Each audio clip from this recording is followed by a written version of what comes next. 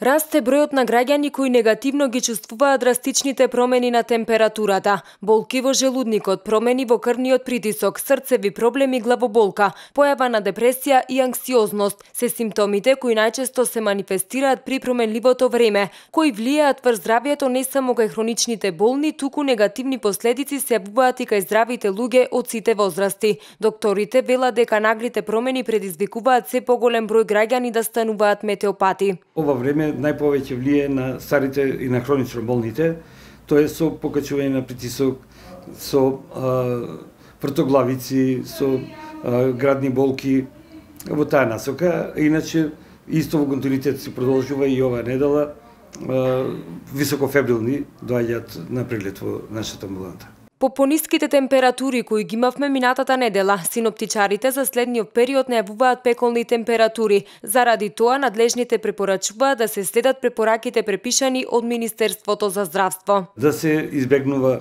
излегување и тешка физичка работа, тоа важи за сите и за помладите од 10 до 17 часот.